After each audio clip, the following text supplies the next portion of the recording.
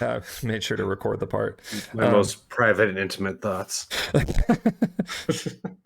But no, I would never share that. But anyway, but yeah, so yeah, this is going to be an interesting one because my previous episode I had with Original Shinobi.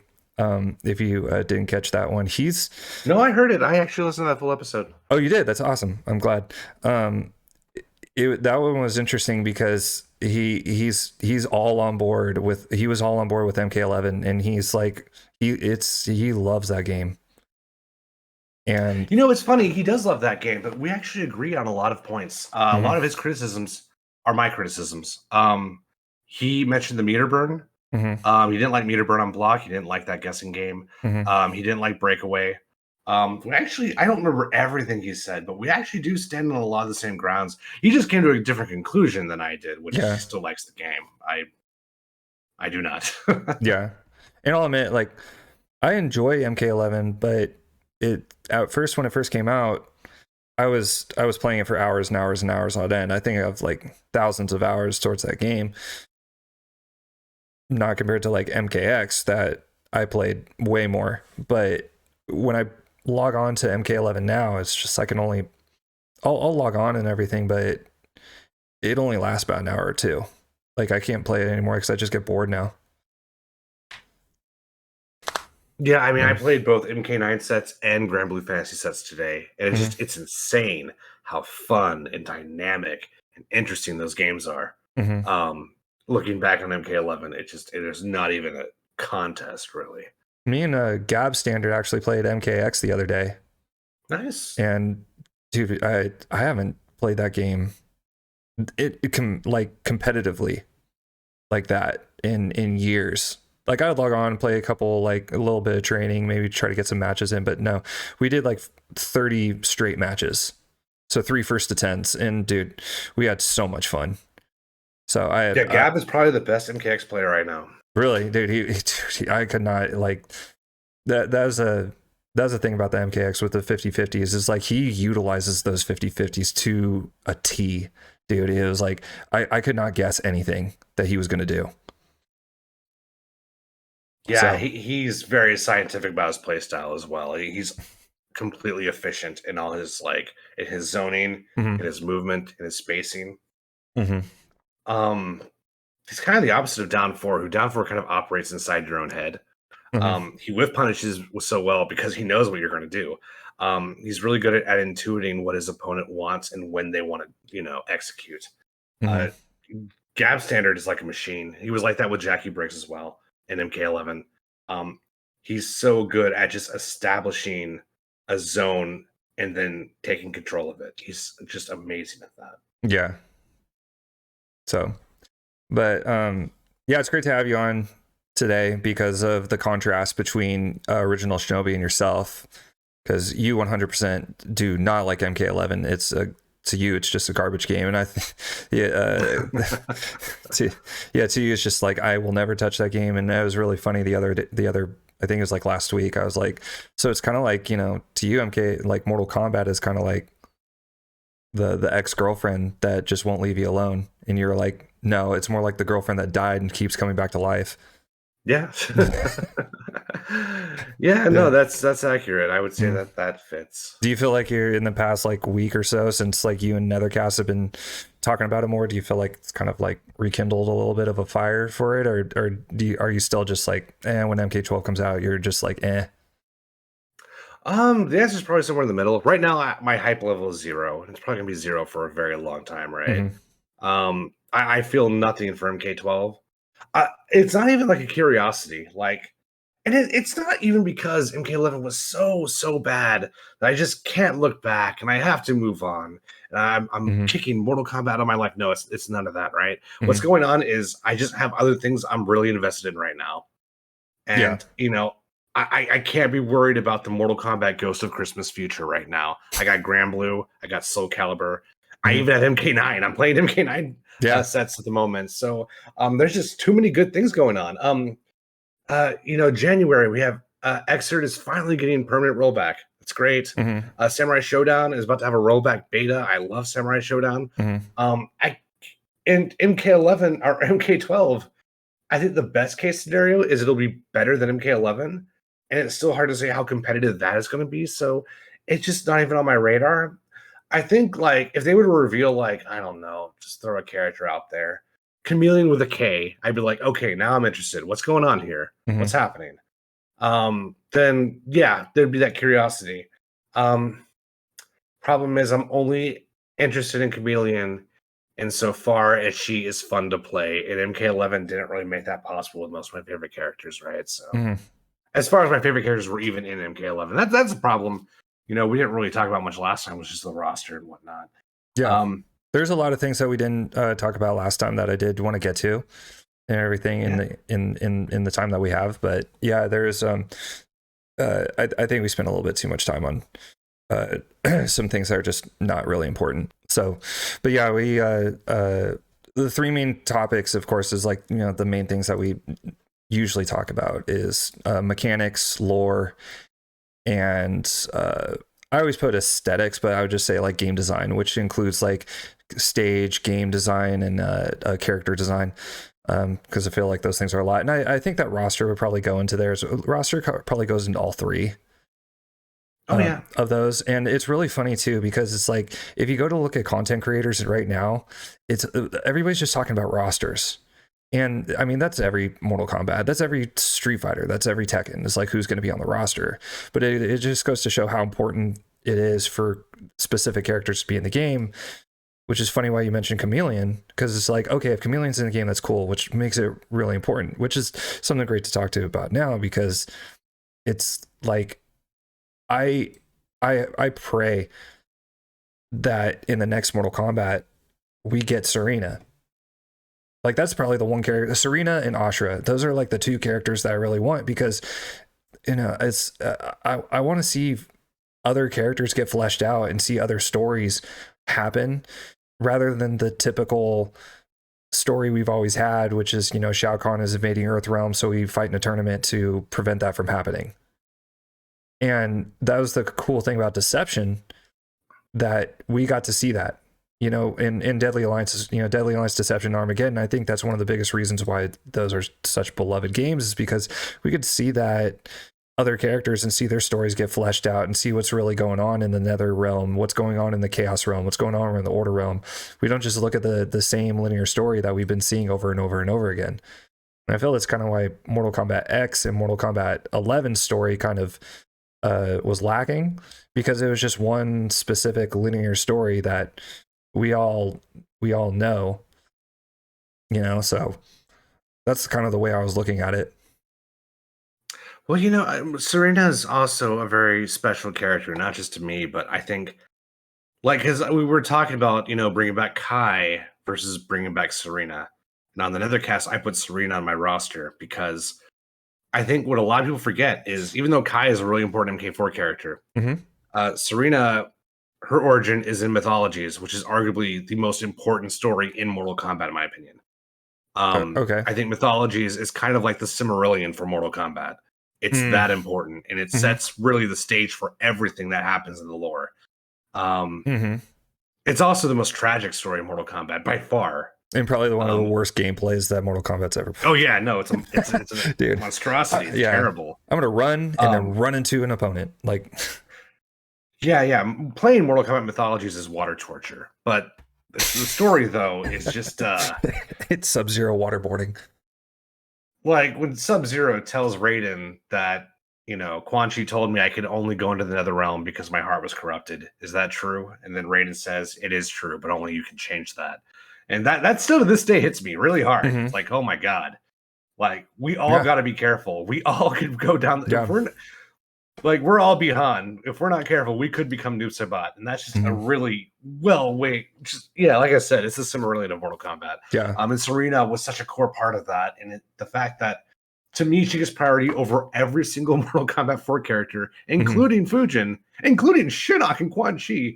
Well, no, not Shinnok and Quan Chi, because they're also a massive part of Mythologies. But but anyway, that's why I think Serena would be so important. But but the roster game is probably one of the things I like talking least about. I remember when MK11 was before the big MK11 leak happened. I just told people like, I'm just tired of talking about rosters, man. Come what may.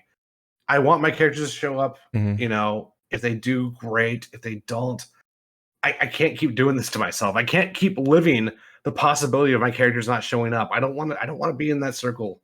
I don't want to be in that cycle. More specifically, I don't like talking about like I like talking about rosters, and I think everybody actually does like to talk about rosters. I know you just said that you don't, but I'm just like, I think people just like talking about rosters for the very thing that you just said, which is that, you know, it's like we want these beloved characters in the game because we want to be able to play with, not only just play as them, we want to see what happened to them and like what their story is all about. And that's why it's like, it's really important to have like a good set roster. And also it's like, it's important to have these obscure characters like Chameleon and Natara, you know, in the game. And that's why I think it's important. That's why we talk about it so much and everything. And I don't like, I like talking about it because it's fun to talk about the characters that we want to see in the game, like Serena and Ashra. But I also don't like to talk about it because it's kind of, sometimes I feel like leading up to announcements and stuff, it's like the only thing that we talk about. Yeah, and you know, it's almost like you wait so long for something that doesn't show up. That just takes a psychological toll. Yeah. And now it's even worse, right? Because back then I was waiting for characters that never showed up. And now I'm the opposite. I'm waiting for characters to not show up so they won't be ruined. Mm-hmm. It's like, you know, when MK11 was coming out, like, I hope Lee May makes it. Yeah. And it's like, Temp, do you think Lee May is going to make it? And I'm like, I don't know. It's like, well, I don't think she is going to make it. I'm like, I don't care. I don't want to talk about this anymore. Yeah. And now it's like, you know, like I listened to the draft episode. Yeah. And I could kind of, I'm sorry, I could kind of tell you're just like, I want to talk about this. Like I'm like you were there because you like talking to your friends, not because you like talking about the roster. That's an interesting episode. Well, so I think the big joke was the Shujinko. In right? Shujinko, that's what I was going to say. You're like, any particular reason why Shujinko? No. and you know, okay, so like if you were to put my hand to the fire and be like, why Shujinko Temp? The reason is because like you don't win the okay, so I always say just because something's logical does not mean it's true, right?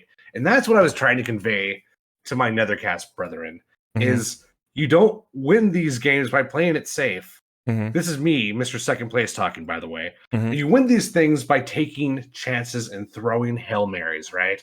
So I really feel like Shujinko, if he gets in, that's a lot of points. If Kentaro makes it in, I didn't get Kentaro, but if he makes it in, that's a lot of points. If Chameleon with a K shows up, I mean, that's why I got second place in the last one, was because I guessed Scarlet. No one saw Scarlet coming. Not in the reveal, where there's bonus points if they show up in the reveal, by the way. Yeah, and also just I went into that episode with some apprehension just because there were so many of us, and I'm like, we are going to be here for hours. So I was like, I for myself, I really want to be to the point, and I want to, you know, give explanations on the defensive, you know, like answer questions, sort of like put characters in a context where you understand why they're on my list. But I didn't really want to do that because if everyone did more than that, that would have been a 5-hour episode. And I thank God I re-listened to that episode and it turned out beautifully. I'm super happy with how that draft turned out. Yeah, it was fun. It was really fun to listen to. Well, I told Cyborg because originally we were going to have 2 drafts, right? One with this group of people, Group A, and then a draft for Group B. And I'm like, I told the guys, I was like, if we do one group, then people actually have to fight for their choices. And the fun part of the episode is watching the disappointment when people have to pick mocap or Chronica, right?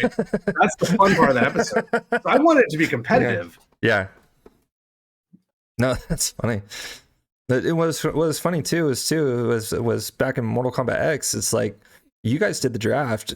I don't know if you guys knew this. A bunch of us did our own drafts as well. Like, I was aware of that, but I didn't know much more than that. Yeah, I did one. Believe it or not, I did one with Rain Reptile and Sammy.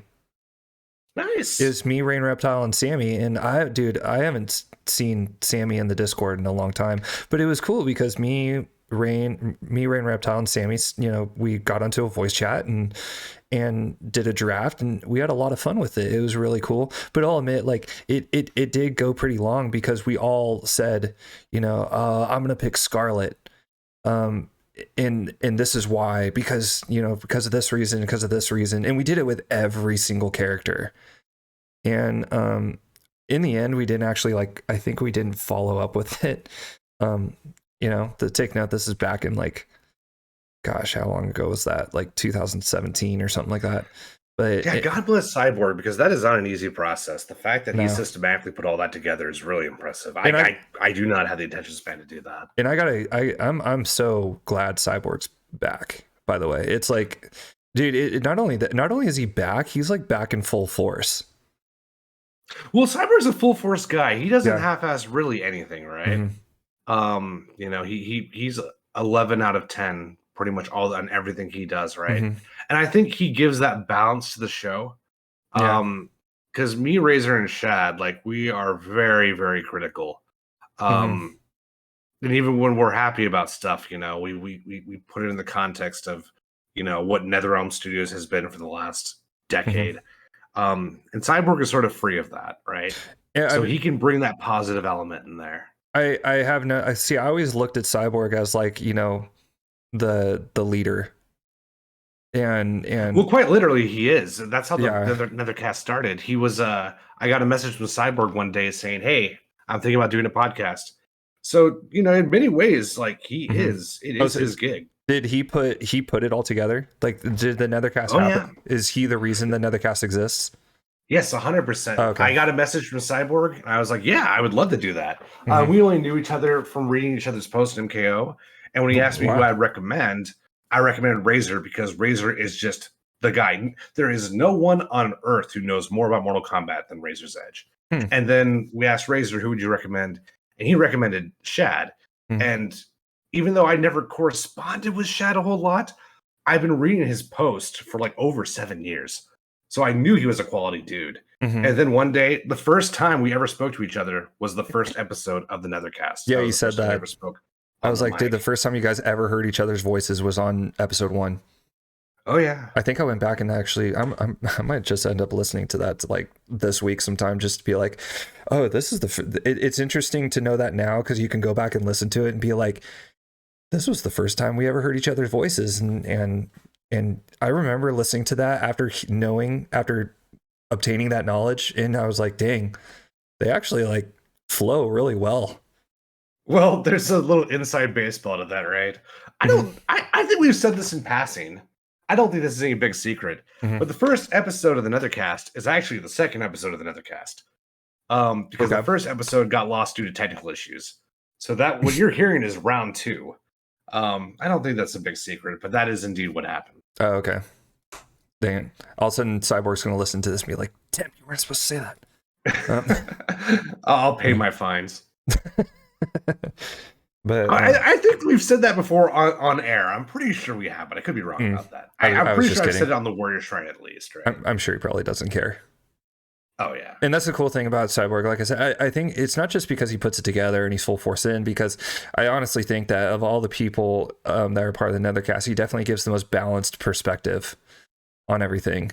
So versus, like, you know, you're really critical of like mechanics and lore, and you know, Razor's Edge is really critical of you know, roster and aesthetics. At least those are the things that we talk about. I hear and talk about the most. And lore, you know, Razor just talks about everything.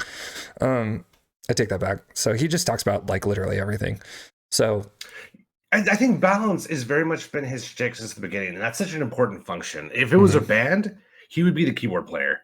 He's the one who finds the gaps and fills them in with what they need. Yeah. And he's the one who enhances the elements that need enhancements, right? It's a super important role, you know. I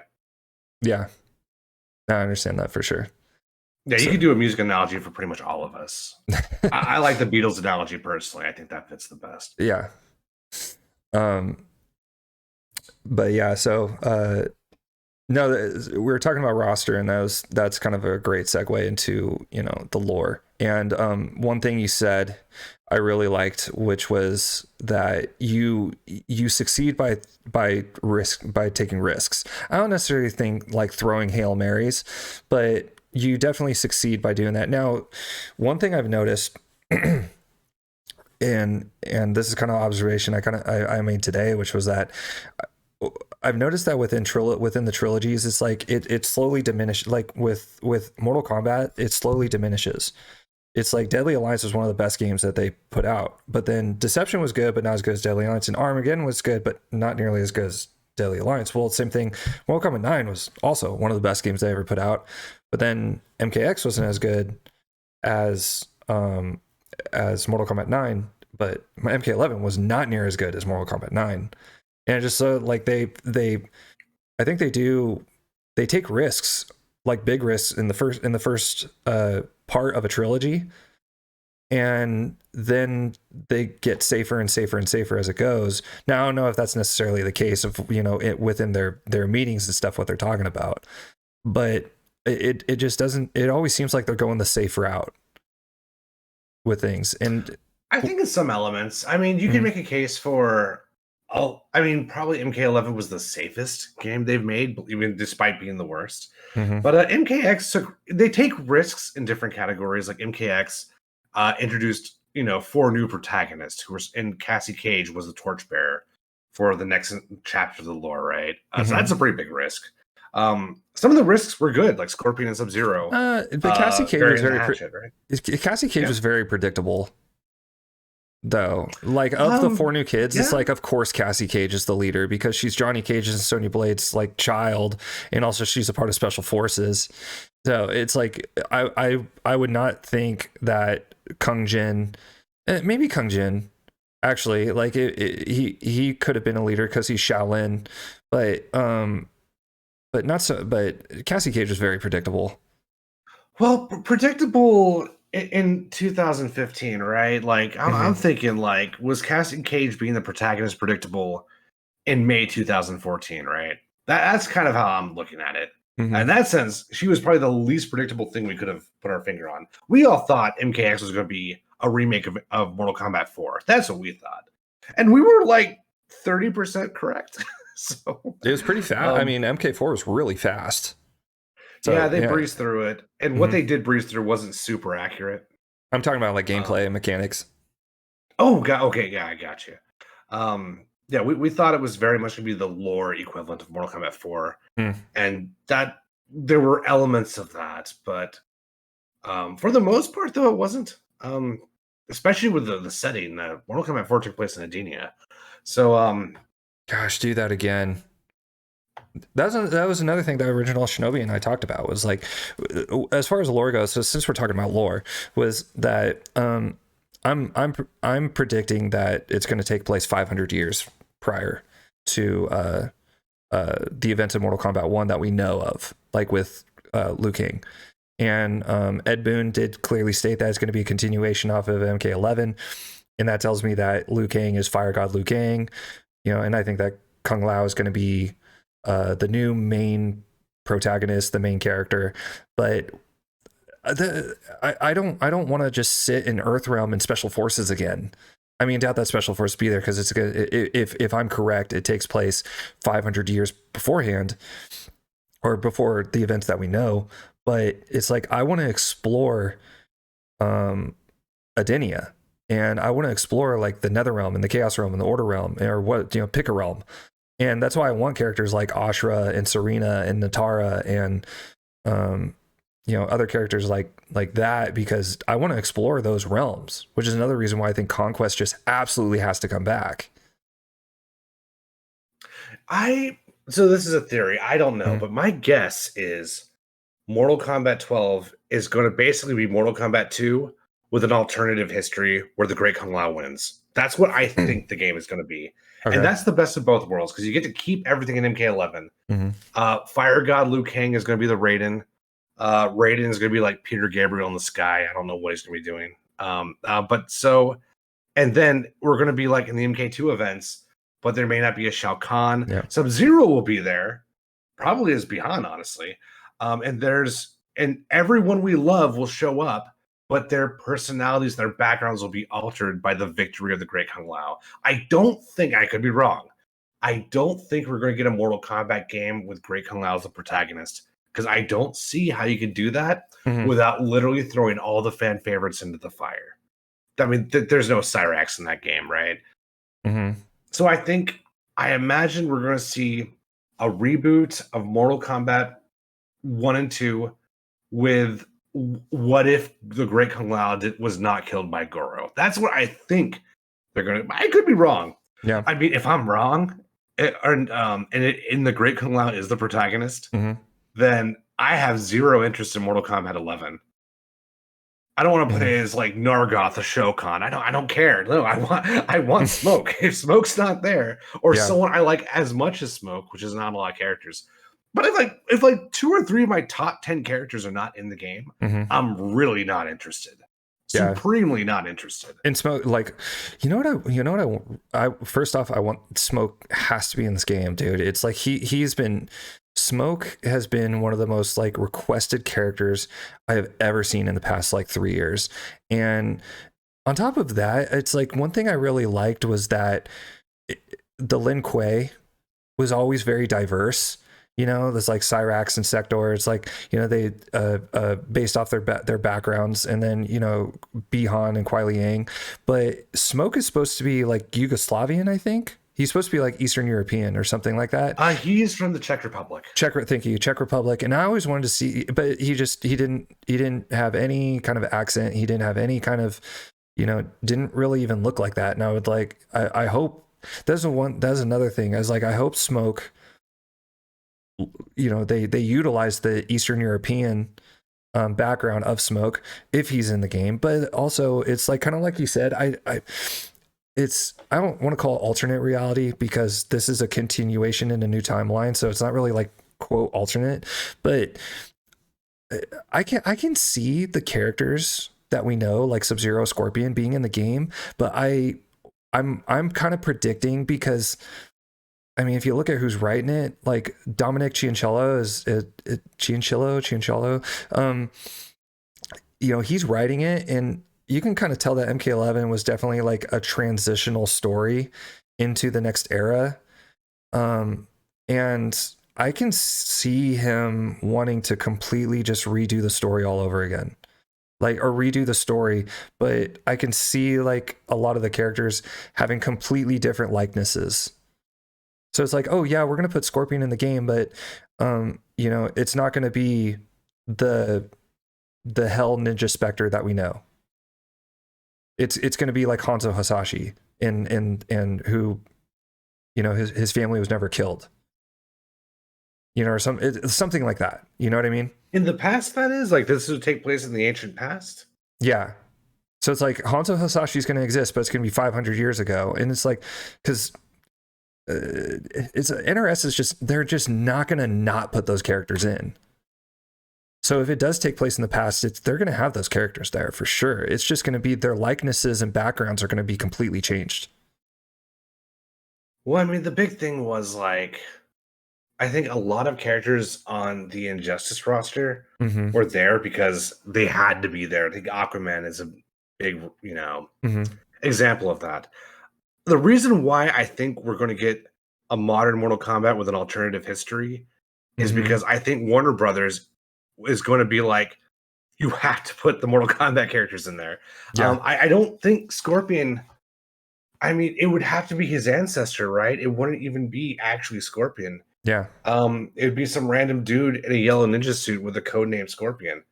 And surprisingly, I mean, you may disagree with this, but it breaks my heart how many people are okay with that. Kunimitsu from Tekken came back in Tekken 7. Only it wasn't actually her, it was her daughter. And everything, all the questions we had about the original Kunimitsu never actually got answered. Not in any interesting way. And everyone's like, yeah, that's cool. And that just broke my heart. I'm like, is that what these characters are to you? Is a character to you just a costume and like a pretty face? I find that unbelievably sad, right? Because like if Smoke comes back, but it's like, Terry Smith You know, the Yeah. American ancestor of like Smoke. What? No, I don't care. Like that's Mm-hmm. not Smoke. Smoke is not a gray ninja to me, right? Which is why, like you said, Smoke is so popular. I mean, the reason why we haven't seen him back is probably because, again, this is just a guess, but there's three Smokes. Which one do you bring back?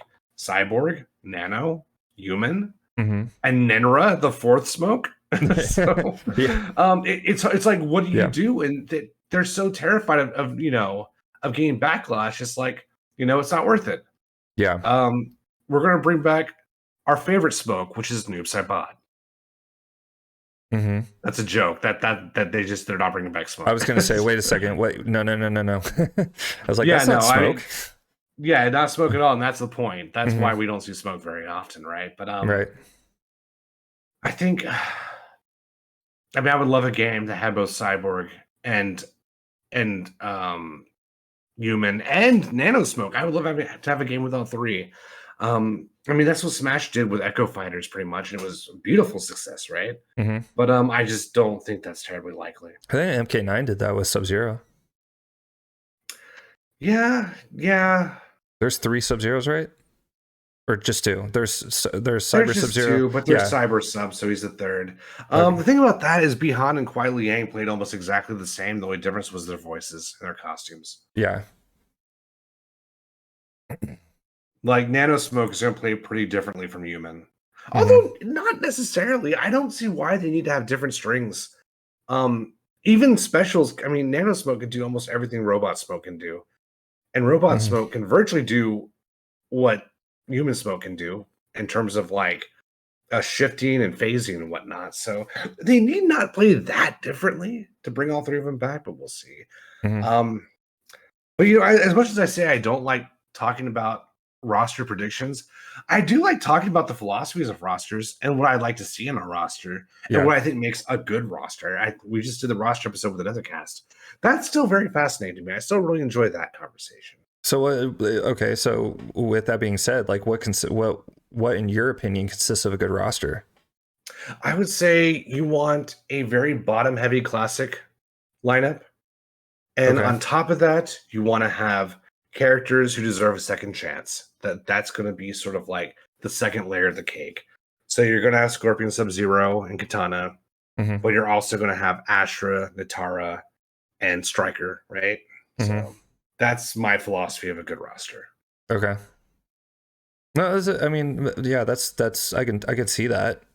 If there was like a raspberry filling in there, you want to Mm-hmm. pick characters who are going to use the technology, who are going to really utilize the PS5 graphics Mm-hmm. and really make the game look good. And Yeah. Smoke is just way on top of that list. I would argue both Chameleons are in there. Blaze, you can make a case for him as well. Mm-hmm. I think also to add on to that is like I'm gonna take note of the combat kids. Like I actually liked Cassie Cage and MK11. I did not like Cassie Cage and MKX. Agreed. And I thought Kung Jin was a good idea of a character. I thought he was fleshed out really well as far as his background goes, and Raiden's influence on him, and he had a really good background, but it's just his personality was not quite there. But it's like I think the biggest and Takeda, I got to mention it because Takeda was one of the most likable characters in the entire of the combat kits, and it surprised me that Ralph he didn't come Macchio of Mortal Kombat. except he's the good guy. Only Karate Kid fans would know that reference. But anyway, it's just I think the problem with Jackie Briggs is that she's just there. Like she's not, she's just there. And a huge problem when you introduce characters is when it comes to storytelling, you have to either absolutely love them or absolutely hate them. So one example of this in storytelling is Django Unchained. You've seen that movie, right? Oh yeah, I've seen it. Okay, so Django was one of the most lovable characters. Everybody, dude, you can't not watch that movie and just love I was about to say Samuel L. Jackson, Jamie Foxx's Django, and his mentor character, super lovable character, right? But then you look at the bad guys, and you look at Samuel L. Jackson's character, and you look at Leonardo DiCaprio's character, and you hate them so much. And you hate Samuel L. Jackson's character, and you hate them to the point that in the end, when they die and when they kill them, it is so fulfilling and so satisfying to see. So when you introduce 4 new protagonists, which is pretty risky, I'll admit, and I thought that was a good move to do that. But when you introduce Cassie Cage, who's not really that likable, and Jackie, who's just kind of there, Kung Jin, who's not really likable, and then Takeda, who is the most likable character, yet isn't as big of an influence as Cassie Cage is, that's where the problem lied, like within the storytelling process. Yeah, there just wasn't a clear vision for, I think, Jackie specifically. I think what really hurt Jackie is that because they didn't know what to do with her, they made her as much like Jax as possible. And that was such...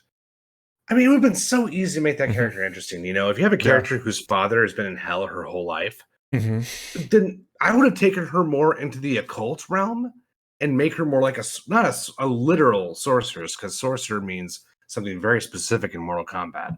I would make her like, you know, sort of like a mystic based character, someone who's trying to find a way to get her father out of hell. Not someone who enlisted for the army when she was 18, because that's what you do when your father's in hell. What the no, it's just they could have taken her into such an interesting direction. And they just like, we'll just make her female Jax, and then that's that funny. Didn't work out. Yeah. That's interesting. That's the way you would take her. I would take her on the complete opposite.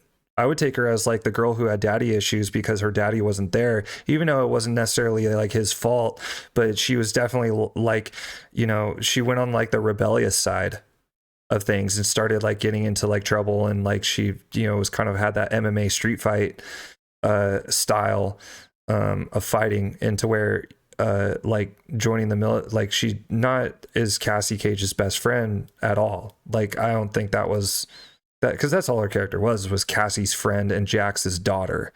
And I would have taken her on the rebellious end, because that's, you know, when your father is missing, that's a pretty significant part of a child's life.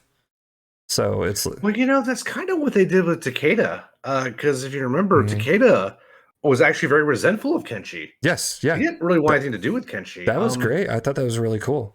And that the fact that Shirai Ryu like raised him, and Scorpion was his mentor and his father figure. I never read the comic personally, but okay. I would have liked to have seen more of that, where, because I read the issues I had to read for the show, but that's really about it. I liked it was in the I was would in have liked to have MKX. seen more of a... What's that? It was in MKX, the story mode. Well, I mean, just like you know, Kenshi, you know, having Takeda like on his back and bringing him to Scorpion and stuff like that. Little details like that. I would have been cool to see Scorpion kind of grow as a person, as he has to mentor Takeda, something, you know, he hasn't really had to do in the known series. Well, I mean, I say that he was a father, so he quite literally did that for some time off screen. Yeah. But it's funny, you also kind of indirectly described MKX comic Frost, who did the rebellious like underground cage fight thing, though we're never really given a motive. Yeah, that's kind of like the sort of the Achilles heel of Frost, is we really don't know why she does anything she does, right?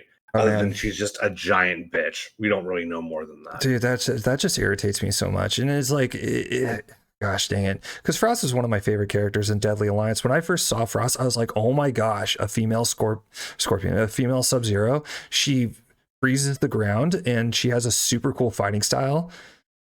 And it's like, the design for Frost was near perfect. Like, even her alternate costume was near perfect. And it's just me, because I'm kind of partial to the good guy, and I really like good endings, like the good guy ending, you know, but that's what I like. But I was really hoping for kind of like a rebellious Frost has to overcome her ignorance and her arrogance in order to become, the master of the Lin Kuei, and finally humble herself under Sub-Zero and goes that route.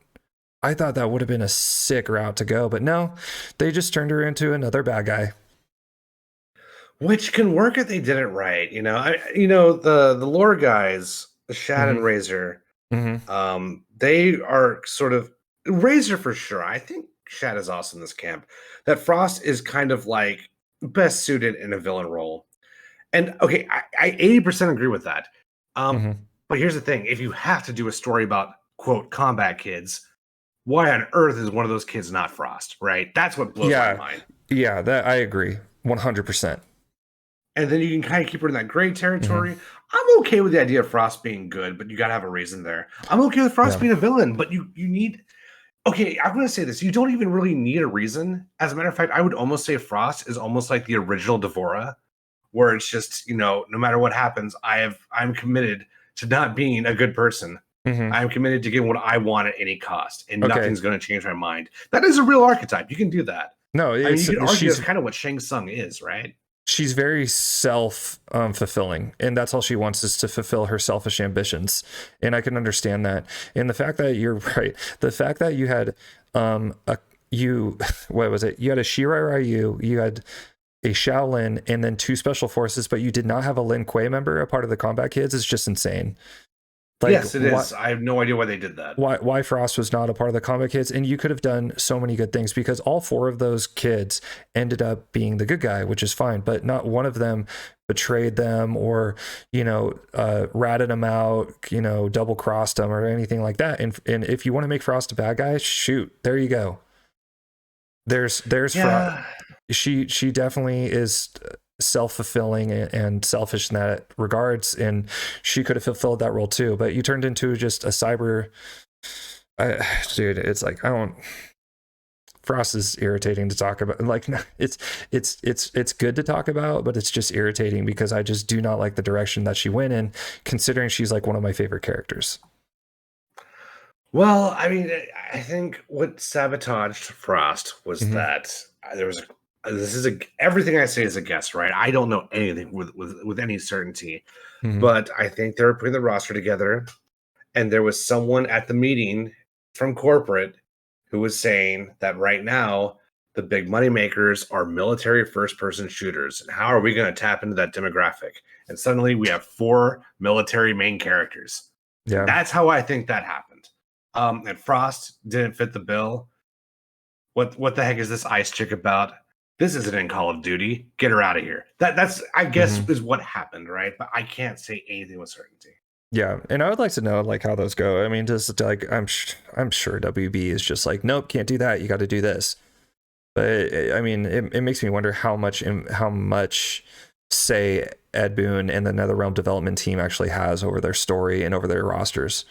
Is it like, is that WB just be like, here's the funding for the game, here you go, like, we trust you? Or is it going to be like, well, we want to see the run? Go ahead. Oh no, I was going to say, if we get a game with way less special forces, assuming it's not not a time travel story, but a prequel story or an alternate prequel story. We're talking about that next, by the way. Now. We're talking about time travel next.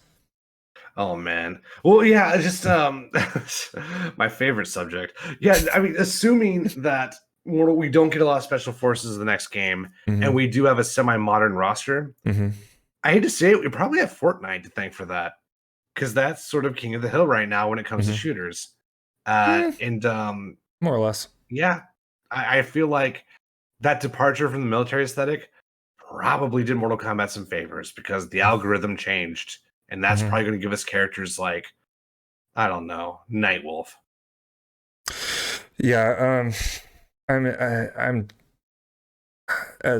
like military shooters. Don't get me wrong. I like Warzone. I like and I like playing those games. But dude, it's just it's not Mortal Kombat. I mean, you have Sonya and Jax, and that's it. Leave it at that. But to me, Mortal Kombat's always been kind of like that Asian meets sci-fi aesthetic. It's always been Liu Kang, Kung Lao, Scorpion, Sub-Zero. It's always been those characters, and then you add on to like Reptile, which is a ninja monster, and then you added more onto that, especially in the 3D era. Now the 3D era is so perfect in that regards because it kind of meets every aspect of Mortal Kombat, and it still includes like Sonya and Jax, as far as the American military aesthetic, but also you get like Nitara, Frost, and Ashra, and all these different things. So when all these different archetypes, and that's what made Mortal Kombat so special, was because of the diversity of archetypes within the characters. And I kind of want to go back to that Asian martial arts meets sci-fi fighter again, and go back to that, because I'm just kind of over not the American military story, but I just don't think it belongs in Mortal Kombat, or at least that much of it. I was just never really in that camp to begin with. I missed out on the last real first person shooter I played seriously was Halo, and I quit that around 2005. And even then, I was never really good at it. I mean, I like Borderlands. I like the first one at least, and that's mostly for the RPG elements. Did you play Destiny? Yeah. Yes, I did play Destiny. Okay, but I wasn't good at Destiny. I leveled up in Destiny, and everything died. Right. So it's a different mindset. So yeah, I don't know, man. Like, I'm actually. Well, let's start with the time travel thing, because I'm curious. I don't know if I have a lot to say about time travel, but what did you have in mind? Just get rid of it altogether. Yeah. Time travel trope only works when the entire story revolves around the aspect of time travel. So like if you have like the time machine, Back to the Future, of course, the time traveler's wife, there's some really good stories and movies out there that have time travel in them, because the entire story revolves around the fact that they're time traveling, versus like I think Avengers Endgame would have been better if they didn't introduce time travel. I felt like that was a cheap way to get out of it. It's like, because when the moment that you introduce time travel into a story, it completely takes any acknowledgement of bad choices and decision making out. It's like, okay, I can do something, but I can, that's okay, I can go back. Now Mortal Kombat already has a reputation for just like nobody dies, right? But now we're going to introduce time travel. Like, come on. It's just, to me, it was just like it's like it was just kind of a cop out of the story, to where it's like, okay, I'm going to introduce Chronica, who's the keeper of time, the titan of time, and what the heck is a titan anyway? And then we're going to do a time travel thing where we're going to bring back old characters or bring back characters, but they were alive at this time, and they're going to come back and they're going to save the future and everything. And on top of that, like, Liu Kang's going to become a god. Now, don't get me wrong, I thought Liu Kang becoming a god was a great ending. I actually really like that a lot. In Raiden becoming human, in fact, in the next, and I'm probably going to get a lot of flack for this, I actually hope in MK12 Raiden's not in it, just to keep up the story. Or maybe he could be in it, because Liu Kang did say, I'm not going to say goodbye, because he knew that Raiden is going to be in the next timeline, but I just don't like time travel, because it takes the importance out of bad and good decision making. Well, I guess the only thing I can really add to that is that's why I don't follow the lore or look forward to the lore anymore, because it's all ephemeral. Even if there are things I like in MK12, they can all change. That's why retcons. So I know you have a problem with retcons, because they keep Mortal Kombat, not just Sean Kittleson or Dominic Chincello. They've retconned a lot over the years. Well, that's the Sindel problem, right? Because people will say, like, Temp, and I won't say too much about this, but it's like, I think this version of Sindel is more interesting. Now, first of all, I think there's very strong counter arguments against that. But what I would say is, so are by the retcons way, okay? Shinobi likes the Sindel in the previous podcast. Original Shinobi actually likes this version of Sindel. I despise it. I hate it. Because like I said, I like the good guys. Yeah. You know, I like that she was a loving mother who was under a spell, and that's why she was a villain. But she's actually in her right mind. She's a protagonist. I like that. The reason he gave was because when he played MK3, the MK11 modern version of Sindel is actually closer to what his perception of her was. And I'm empathetic to that. That's true. I think he did say people like Sindel as a villain better. But I think there's two things to say about that as well. First of all, if you get her ending in MK3, it's fairly clear she was mind controlled. So even back when I played MK3 for the first time in 1995, that was not my perception. But the second thing is, if changing the lore makes a character more interesting, does that justify the retcon? Like, imagine if you were going to make retcons. Yeah, exactly. That's my camp, right? You could probably make a lot of characters in oh god, I'm not going to use Star Wars, Lord of the Rings. You could probably make Samwise Gamgee a much more interesting character by retconning Fellowship of the Ring elements into Two Towers. But even if that's true, is that should you do it? Yeah, I don't know if that's a good example because Samwise is a very interesting character. I was never in the Samwise camp, to be honest with you, man. He's literally Frodo's shoulder angel. I was always sad in the books because when I read that Frodo was bitten by Shelob, or Shelob, I can't pronounce the name. I really thought that Frodo died. They make you think Frodo died in the book. They kind of do in the movie as well. I really thought that. I was like, oh man, Sam's going to be the ring bearer. And then they completely snubbed him on that. Frodo's not actually dead. He takes the ring back. Yeah. This fellow Sam's cool. Yeah. I'm all right with Sam. He's just not my favorite character. Isn't it like when Frodo was supposed to throw the ring into the fire and Sam was like, no, like he looked so sad. Like we just went all this way and I'm watching my best friend turn like into the very thing that we set out to destroy. And you just see that. It's like, dude, Sam was such a good character, man. And it's like the entire time he's warning Frodo about gosh dang it, about Gollum. Like the entire time he's warning him. He's just like, no, don't listen to him. No, it's like he needs to get out of here. You know? It's hard for me because when I read the books, the hobbits were so much older in my mind. Like Frodo, I think, is like 50 years old when he starts his journy. I know in Hobbit years, that's probably closer to his 20s. Yeah. But there was like a British like old manness about them, right? Because they're, even though okay, sure, maybe Frodo is mentally in his 20s, he still like lives in the ground and drinks beer all the time, right? So the culture is just kind of old in nature. Yeah, that's what hobbits are. Exactly. They like food and beer and pipeweed. That's their character. That's what they are. That's their culture. They go to bars and they smoke pipes. Like that's what they. So it's the Sean Astin performance of Sam just clashed very strongly with my perception of Samwise in the story, right? Dude, I thought it killed it, man. I loved it. But like just because retcons make something more interesting, I don't think that's a good. I think you should only retcon when you absolutely have to, right? So I see where it's coming from, like especially since like I'm sure if you had a podcast about that, he'd make a much more complete case. But that's why I'm not on that.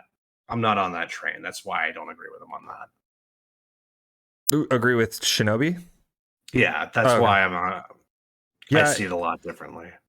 Yeah, and I'm kind of hoping that for the future, that as the writers go about, because speaking of mythologies, when you mentioned, because Tobias wrote mythologies and made it was, like you said, one of the most important cases for the story. But later on, one particular part of Deception's conquest was when Shujinko got out of the Netherrealm and Nightwolf says, like, you need to go through this ritual in order to cleanse your soul. Although you are going to be left with a scar, I can help you like cleanse your soul. And that kind of falls back on Vogel's looking back at Tobias mythologies and looking back at that story and respecting that when Raiden told Bihan, you know, about your corrupt soul and how you can choose not to, you know, not to be. No, I feel like it was like a really good respect in that regards and everything. But even though, yeah, it's like Deadly Alliance and Deception had a few retcons, and same thing with, you know, as the retcons go. My hope for the future is that they write MK12 has a lot of weight on its back, because you're completely writing the start of the new era, but you're also, as you know, look at MK15 and MK16, it's may or may not be different writers. You're going to have to look at who's writing Mortal Kombat 12 and respect that, you know, as it goes forward and everything, because I don't feel like although Tobias wrote the story, Vogel was like, oh, I'm going to take a story and change a couple little things here, and then Sean Killison's like, oh, I'm going to take that story and change a little things here, and then, you know, Chinchilla is like, oh, I'm going to take that story and change a little things here. And I don't think anything should be changed as bad as things were. Even if you did have some aspect of the story that was either boring, uninteresting, or something like that, you can take that aspect of a story and make it interesting in the future if you need to. But I don't think that aspect should ever change. It needs to remain. History, like, it's kind of like, you know, our history, the history of humanity. The past cannot be changed, but you can take those aspects of that and like move forward with them, of what you've learned, and you know what I mean? I think there's just too much damage at this point. Yeah, I don't even know if they can go home anymore. I think it's gotten so bad that this is the new home. Casuals. That's what I was trying to say. Was MK12. This is the new. Oh, it's not my home. My home is Grand Blue. No, I know that, but I'm just saying with Mortal Kombat. Mortal Kombat's home, yes. With Mortal Kombat 12 is the new home of Mortal Kombat. That's why a lot is riding on the story, because this is the new era. This is the new story. This is where we're starting over again. You know? Well, I think even the analogy of a home doesn't work, because they can't keep the same home for more than one game. I think that's probably the biggest hurdle for the story of Mortal Kombat, is that it's been so inconsistent that I think even like the most like generic casual has figured out, you know, none of this matters. None. I mean, anything I like could change next game, right? From MKX to MK11, for the course of one game, they couldn't even get Aaron Black's story right. They couldn't even get that straight. Yeah, a brand new character who's only existed in 2 games completely changed his backstory for no reason. He looks cool. Different timelines. Yeah, he does. But I like Aaron Black too. But I like his not his gameplay. Yeah. Oh, I actually liked his gameplay. I like his MKX gameplay. It's brilliant. I love the coin flip, the ricochet stuff. He's almost like a JoJo character. But and then you get to MK11, and I'm like, how did they make this character so boring? Just donkey kicks and injustice zoning. Get the heck out of here. Yeah, so I don't know. Like, there's no reason why a cowboy should be doing a high roundhouse kick. Yeah. I mean, like I said, even the casuals have figured out that none of this actually matters. Like, once little Joey figures out that your story is meaningless, I don't know if there's anywhere to even go with the lore. They're all just what if stories now, and I don't think there's any like coherency at all to it. And right? that's exactly why I just want time travel trope gone. Like, I don't like that. I mean, what ifs are cool because they're fun to talk about, and there's fan fictions and whatnot, because that's what most of content creators are always talking about. What ifs, like, what if this person's in the roster? What if this story happens? What happens if this happens? It's like, sure, it's great for that, but moving forward, it's like, I want standards. I want the story to remain concrete and standard, you know? Well, real quick, it sounds like there's some clipping on your sound, but I think that's the Discord filter, so I think we're good. Okay.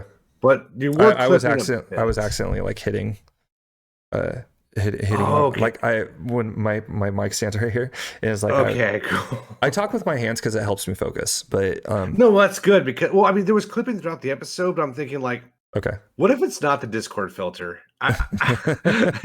Yeah. Then I'm the asshole for not telling Shred about the fact about the clipping, right? That's my bad. That's Yeah. on that's on my conscience, right? Okay, that's cool then. We're good.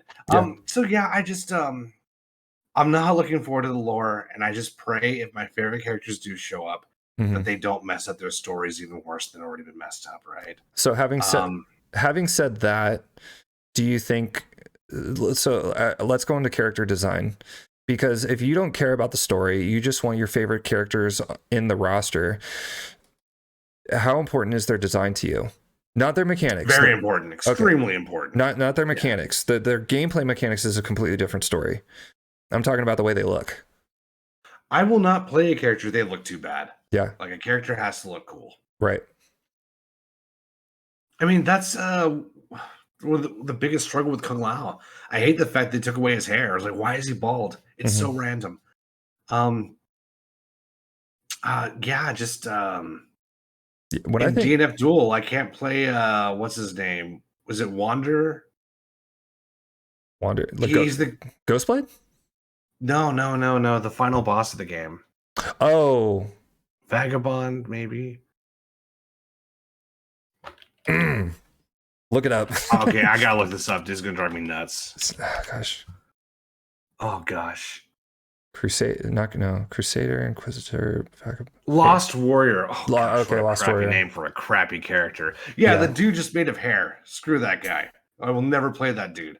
Yeah. And there's a long list of examples. Abigail from Street Fighter V. I will never play that character. Yeah. So the list goes on. It goes on infinitely almost. Mm-hmm. Yeah, that's very important to me. That's what you're asking. Yes. And I think I've said that to you before. We've talked about this before, to where I'm like, if I don't like the way a character looks, I just won't play them. Like even if I will win every single match, they are OP as all hell, and they fit my fighting style the best, which absolutely has happened in many fighting games. Like, this character fits my the way I play perfectly, but I was like, I don't want to play them because I don't like the way they look. Yeah, that's gonna be a struggle with MK11. Mm-hmm. Because based off Injustice 2 and MK11, I say MK11 and meant MK12. Oh, then based off MK11 and Injustice 2, Mm-hmm. I'm not looking forward to what we're getting in MK12. I'm not convinced they're gonna realize that so Mm-hmm. much of MK11 looked bad, Mm-hmm. and that almost all of Injustice 2 looked bad. Almost all of it. I thought there was a lot of pretty cool stuff in there. Like, I thought Robin looked pretty cool. I thought Robin looked amazing. He looked really cool. Yeah, he was a whiny little bitch, but yeah, he definitely I thought he looked pretty cool. I thought Supergirl looked pretty cool, and the fact that they added the Power Girl costume in there was awesome. Trying to think. I mean, there's Atrocitus, who looks like a pound of meat. Mm-hmm. Because that's not what he looks like in the comics. At least that's not the only thing he looks like. He actually has like a lantern suit. Mm-hmm. He doesn't look like a mutated, pissed off potato. Yeah. And then you have like Blue Beetle's face. Yeah. That still gives me nightmares. That was weird, man. Pretty much all of Green Lantern's armors, almost. Oh, I say 80% of Green Lantern's armors were just all like some weird, like Elton John RoboCop thing. They all look so bad. Yeah. And the list goes on. Like, gosh, I would have to think of. I have to pull up the roster, but yeah, there's some really whack designs in that game. I thought there was it was weird because their base costumes were actually like really cool.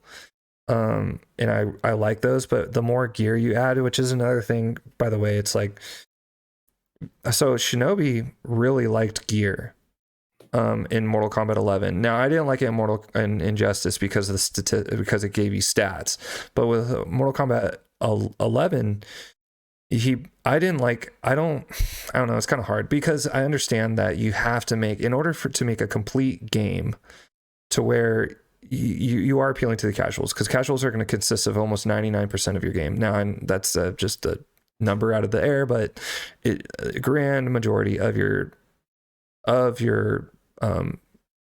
audience, of your consumers, is going to be casual. So you need to make that. And that's why I think it's very important to bring back Conquest, because Towers of Time, that needs to just go away. Multiverse, that just needs to go away. And, but I like that you can, like, you know, gain stuff, like gain gear, but when that gear doesn't really pertain to the overall aesthetic of a character, such as Green Lantern, it is just, then it kind of depletes not necessarily the purpose of it, just the importance of it. You know what I mean? Well, I think the character you play is also going to be a huge factor. Mm-hmm. Although I do think there are some strong common ground criticisms against gear and variations. Although I love MKX variations to this day, I think they were done well. Not perfect, but like with gear, I think, like, I don't know how someone could play Cassie Cajun like gear. Like, the whole idea of gear is diversity, and she had like 17 Mass Effect costumes, right? So I think who you play is going to be a factor in that. Some characters benefit more than others. I think I'm not against the concept of gear. At least I don't think I am. If it's done well, I'm all for it. And I think yeah. We'll talk about like variations in a bit, because variations are that's more on the mechanic side of things, where, you know, because I don't like variations. I think they should just get rid of that altogether as well. But that's a good topic. We'll probably end on that, because I do have a lot to say about variations. Okay, sure. Good. But like as far as like you know, because aesthetics mean a lot. It's like the way that a character looks means a lot. It says a lot about who the character is and their character and everything. Because we always bring up Mortal Kombat 9, Katana, Jade, and Melina. Now, Katana and Jade, I really liked Jade's look in 3D era. Katana's look has changed a lot over the years, but Melina, I don't know why they kept changing the way Melina looks, because I felt like MK9's Melina really fit her character very well. And I don't just want to pick on, like, it's hard not to just kind of bring up the girls, because they're the only ones who really like kind of suffer from this problem. Because, like, for instance, Noob Saibot in MK11, that's the best I've ever seen that character look ever. And I really liked, besides the bicycle helmet, Nightwolf. I thought Nightwolf looked really good. Scorpion has never looked better. But to bring up like the girls in the game is like Mortal Kombat 9. I thought Melina looked really good. It was a playoff of the 3D era Melina, and it kind of fits her character. But then you give her pants in MKX, and you're just like, what are you doing? You know? But like we've talked about before, to where it's like, okay, and like you have 3D era, which is like you're riding the speed limit. This is perfect. This is exactly what I want my characters, or the way I want them to look. And then MK9 comes out, and it's just like, okay, we're going 100 on a 50-mile-an-hour road. And then MKX comes back, and it's like, we're going 25 on a 50-mile-an-hour road. And then MK11, it's like, we're going 10 miles an hour on a 50-mile-an-hour road. It's just, it didn't work. I think Sindel was probably the only character that, like, I like the way they look, but it's like, because I like, you know, I like the women to be attractive women, because this is a fantasy. Well, what always frustrates me about that is when, you know, people say that we're making the characters look more like realistic is the wrong word, but now we're making them look good. And my response to that has always been like, show me the people who thought MK2 Katana and MK3 Jade looked bad. Show me those people. Bring those people into the room. Let's talk to them. And I don't think that'll ever happen, because I'm not convinced those people exist. I've been playing Mortal Kombat since almost the very beginning. I've never met people who saw Katana or Melina in any of the early games and thought that character looks dumb. Why does she look like a stripper? I've never heard that ever. Yeah. And I think the reason is because everyone thinks they look cool. They do. Now we can get into arguments about objective versus subjective artistic value, but I've never met these people who thought the classic costumes looked bad. So the fact that we need to deviate from that now is super weird to me. As I always say, this is not the hill I'm going to die on. If, we have to give up the classic female aesthetic, whatever, there's more important. I have other priorities when it comes to the franchise, but I feel like they're catering to something that doesn't actually exist. That's always my statement. And Shinobi brought up a good point, which is that he actually said, like, the people that they think that they're offending aren't actually offended. And he was referring to like the Jax, like Def Jam costume, because because what he was saying was, he's because he's a Black American, and he was like, I love that costume, that's one of my favorite costumes. And to the Black community, he's like, for a lot of people they think, oh, this is offensive, but he was like, actually no, we loved it.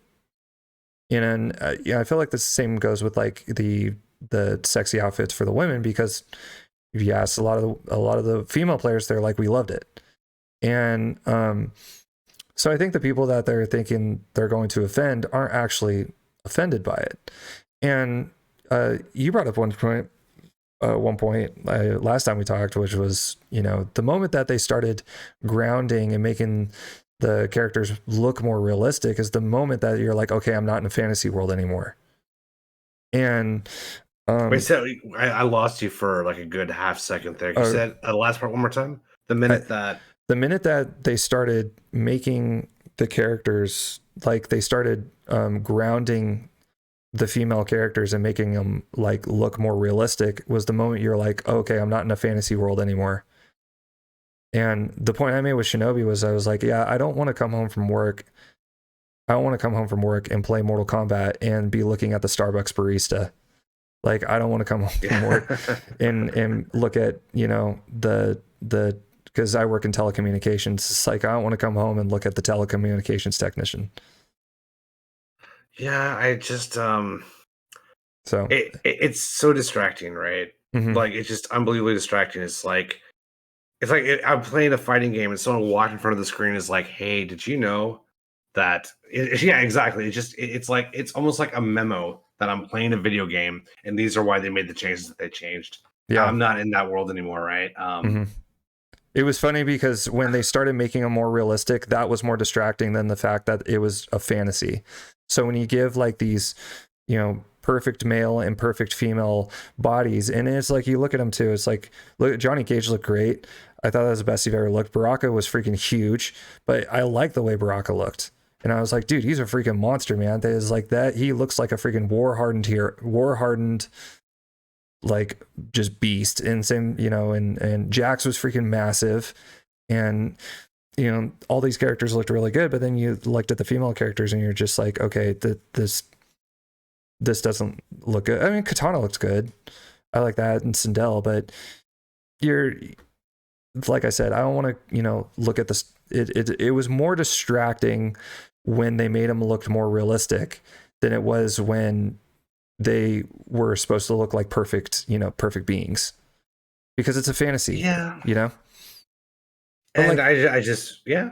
Like I said, I'm kind of not in the boat of making this awkward to talk about, because I don't want to. But, and like you said, it's not a hill that we're going to die on, because if they don't, it's like, it's not like I'm not going to play it or anything, but it's like, I don't like, it's not a hill I'm going to die on, but I just don't want them to, I don't want them to make the MKX and MK11, too realistic feel to it.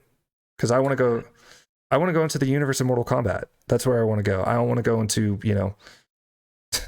up to Sacramento, California.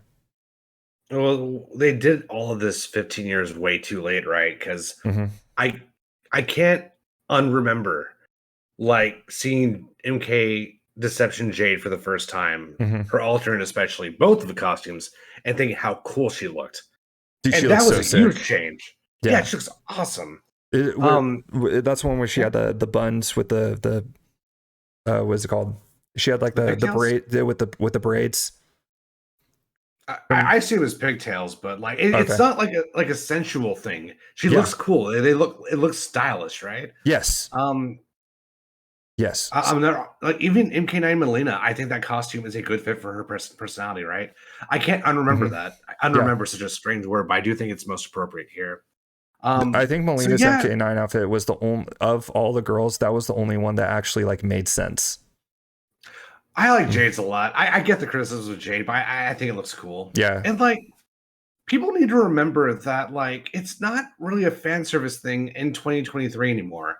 Mm-hmm. Like, we don't need fan service anymore, right? Like, the internet has pretty much created an endless supply of like alternatives to fan service. More or less. So we really want these characters to look cool, right? I mean, yes, I agree. I agree with you 100%. But it's like we're also playing games like Soul Calibur and Grand Blue Fantasy and Guilty Gear, where fan service is very prevalent. Well, Soul Calibur especially. Soul Calibur is ridiculous. Oh, yeah. Actually, I will say I think Soul Calibur went way too far. Especially with Talum. I would delete that character from existence if I could. But yeah, but I do want to add another point though. This is a little bit of a deviation. Okay. The other problem I have with Gear is that there is this very it's to their advantage, not ours, but there's a strong ambiguity on what is and what is not canon. Like it's when the next game comes out, it's gonna be extremely unclear which costume Johnny Cage actually wore in that world. Okay. And even MKX had this problem. Like there is no old Kung Lao. That's a non-canon costume, but we weren't told that. But for example, when the next game comes out, I'm putting a picture in the chat. Is this canon? Did this happen? Did Cassie wear that weird Mass Effect Garrus costume? Like, what's canon? It just, I feel like I'm watching even if it looks good, I feel like I'm watching a bunch of stuff that was just made up. Yeah. Just a bunch of ideas they threw at the wall, right? And I hate that ambiguity. That's another reason I don't love Gear. Yeah. Ed Boon in his Twitter, the Q&As that he did, he actually said like, oh gosh, it was something about we're going to, in the next installment of whatever game they make, which is definitely Mortal Kombat 12, he did say that we're going to support it for much longer than we did, and or than we have in previous games. So I'm looking forward to that. But when they say they're going to support it, it means they're probably going to update it. They're going to add more characters, add more DLCs, which also is going to be more costumes. And that's what I really wanted. I wanted more costumes. Now a lot of characters did get a ton of costumes. Katana particularly got tons of costumes, but I want to see more of those costumes because I kind of like that kind of like Catwoman Katana. I thought was cool. Was it Vampirus Melina was really cool. I liked the the soccer player Liu Kang. Like I like that. I kind of like that you can have those things. So it's like it doesn't necessarily, for me at least, it doesn't need to be canon or need to be a part of the Mortal Kombat universe in order to give somebody a costume.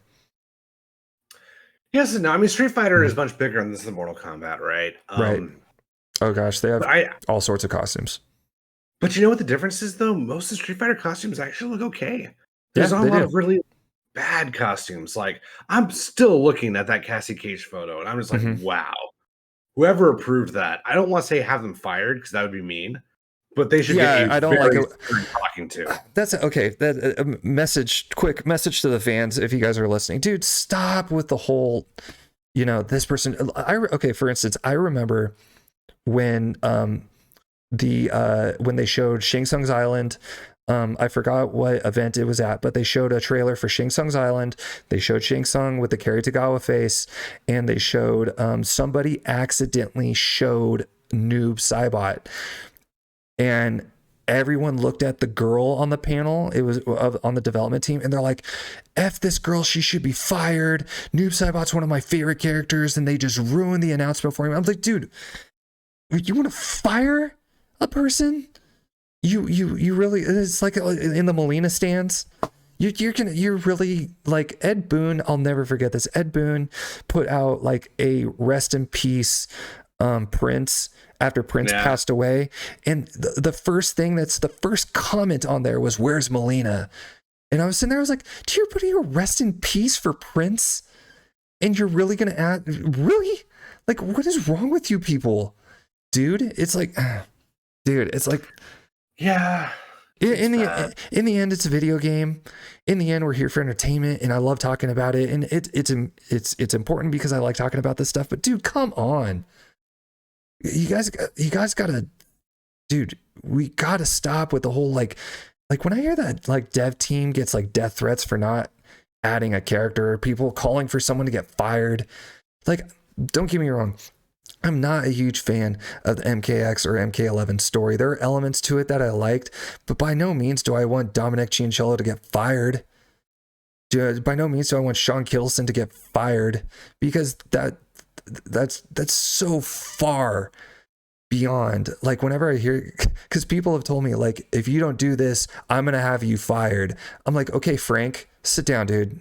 Like, okay, Karen, sit down. Like, it's just, dude, whenever I hear stuff like that, like that I mean, you just saw how passionate I got. Like, that irritates me so bad, that you would want someone to lose their jobs because you don't like what happened.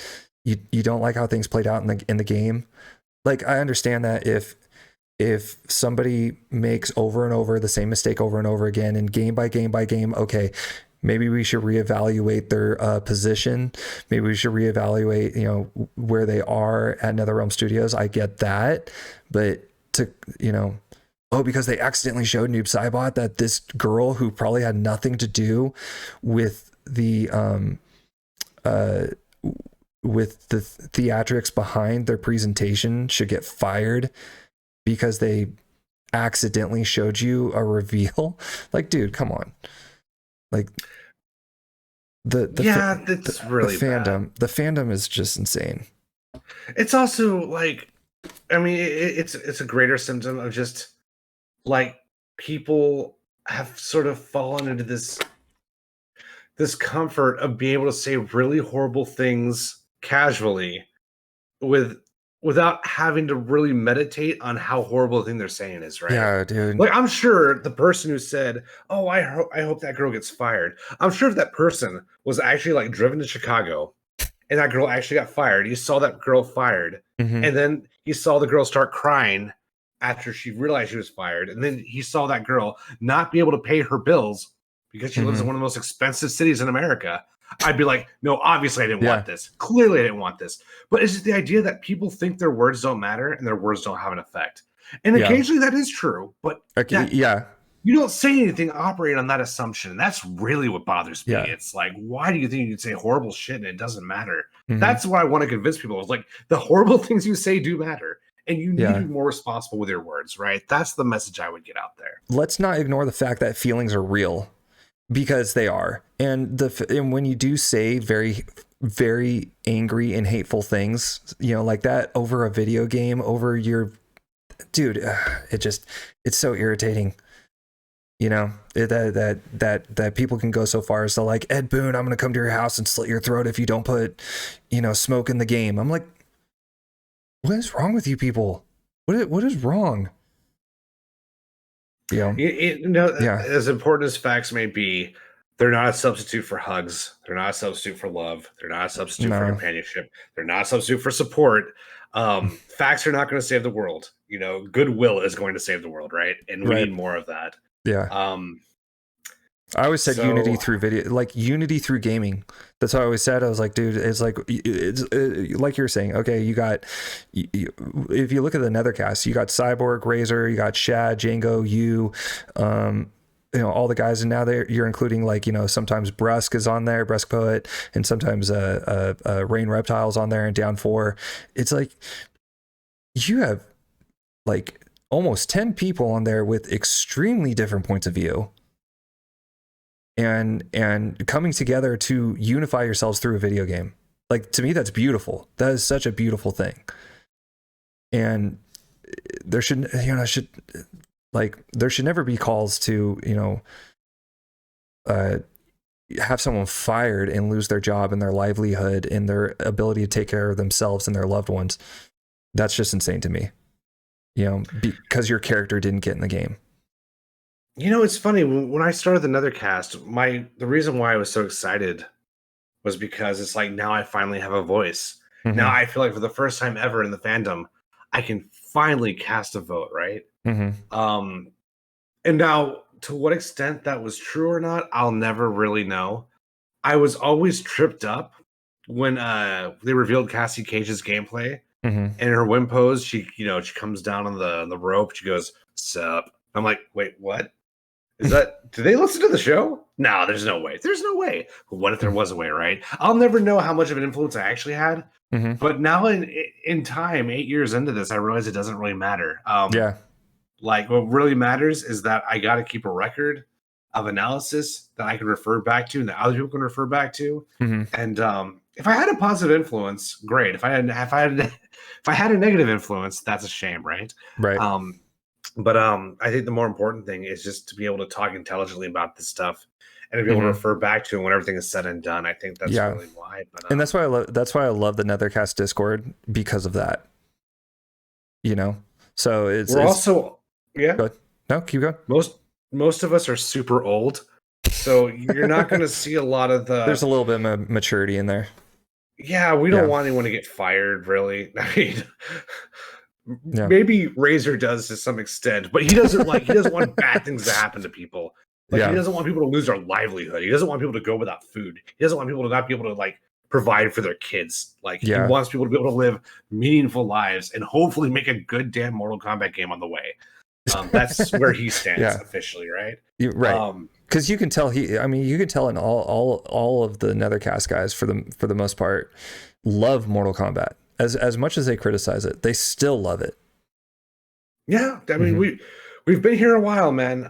You don't get to where we are unless you really like something. As cynical as I am, and as jaded as I am, and as Grand Blue Fantasy as I am, I still will never lose that reverence for the old lore. That is so good. That's how brilliant Cabal's story was, how brilliant Smoke's story was, how brilliant the automation was. Mythology is, like I said earlier, to tie it all back. I will never forget that, right? But this might be the time to do like the final topic. Yeah, sorry. It smells like variations is where you want to go with that. Yeah, the final topic was like mechanics, but I mean, I think you and I think almost everyone can agree that Breakaway and Fatal Blows was just a garbage mechanic and should never return. In fact, it should be burned and covered with smoke or burned and covered with salt. I'm not a fan with that. I mean, we've talked about how bad Breakaways was and that you had Combo Breaker, and Combo Breaker was a great mechanic. I don't know why they got rid of it. But Fatal Blows, what do you think of Fatal Blows? I think they killed the pace of the match. They happen way too often, and the price of Fatal Blows are way too low. Yes. Crushing Blows, I think, is a good idea that was poorly executed. Yes. I think they should just be counter hits, and they should never go away. I like Crushing Blows. I agree with you on that one. I like it in the respects that it should be more closer to like V reversals rather than the way it was executed, because I don't like for instance, the Scarlet problem where you can do a Crushing Blow like in the middle of her combo duration. And I think it should be, I don't know, it's I can't think of a way you can necessarily fix that. I just think maybe if you did do it in the way that you couldn't get a full combo off of it.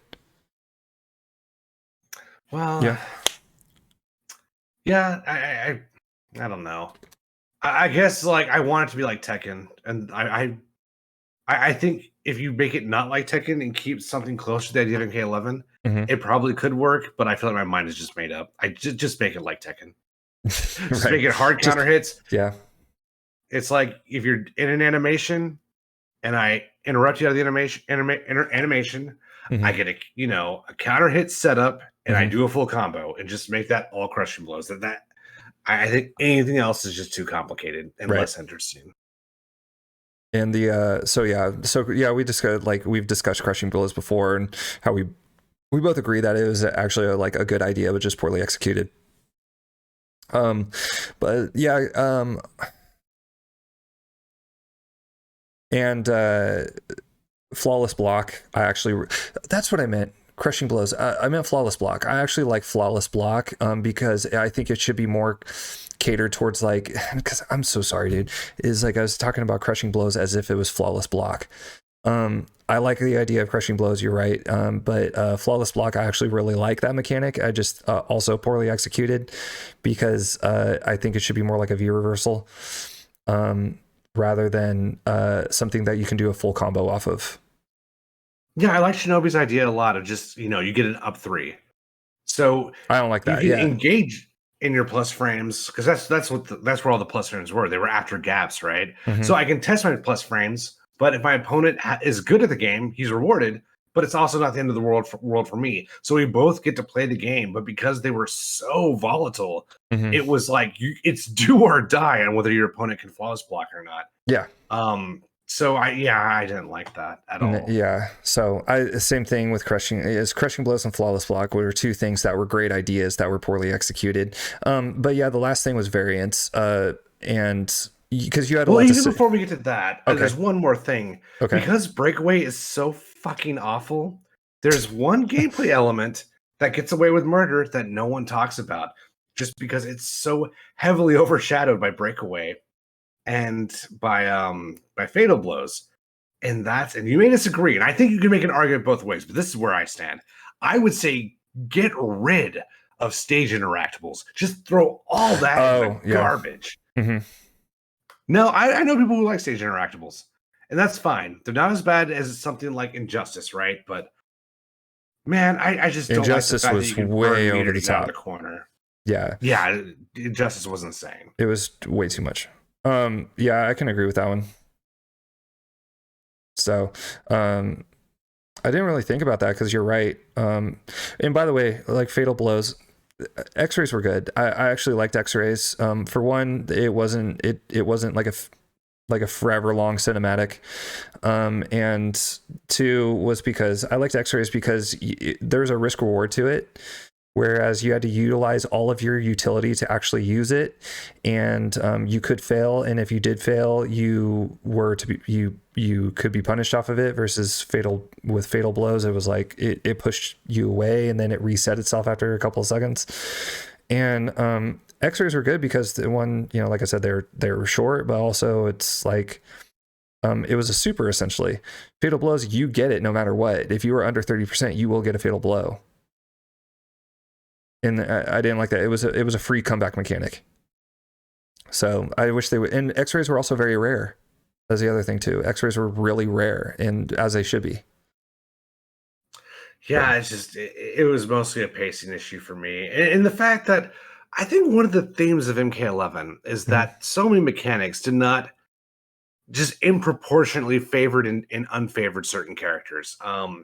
Like, why does Joker get to cancel his fatal blow animation for plus frames pressure? Yeah, like why? Yeah, why is that a thing? That's dumb. I didn't like that at all. Well, everything about Joker just sucks. His damage is out of control. He's a top 5 character. His range is just insane. And he's like more than 50% damage for a fatal blow combo is just insane, right? Right. I could get something like that if you get like a fatal blow punish. Like maybe I can get behind that, but yeah, just throw all that in the garbage, man. Yeah.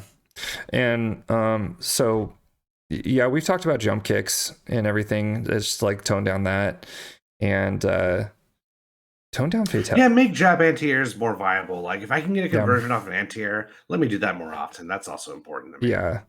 And so yeah, the last part was by the way, just not talking about mechanics.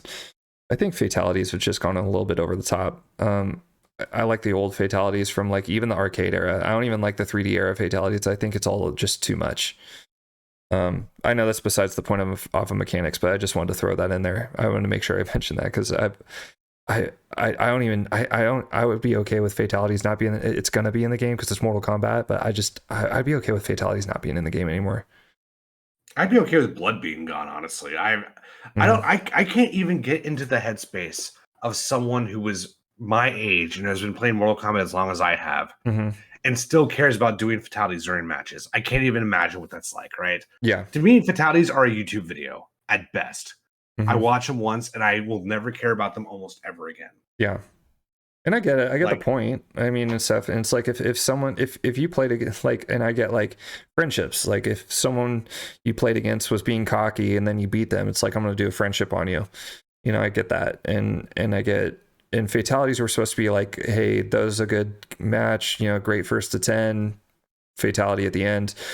But still, it's just like I just when a dev team member has to get post PTSD from creating fatalities, something's wrong. you know? Yeah, I don't even like. I think part of it's old age, but I don't know if I ever liked watching gore of that nature. Like, I'm No. just like, I it does nothing for me. I don't. Yeah, I like the fatalities in the original ones because I did not. There wasn't really a humanity they're as, or goofy. at least as much. Yeah, exactly. Like Hmm. the guy's head popped, but that's a character in a video game. Like I don't like torture porn. I guess is what I'm saying. No, I don't like it either. But yeah, I just wanted to throw that in there. Just like fatalities, just tone it down.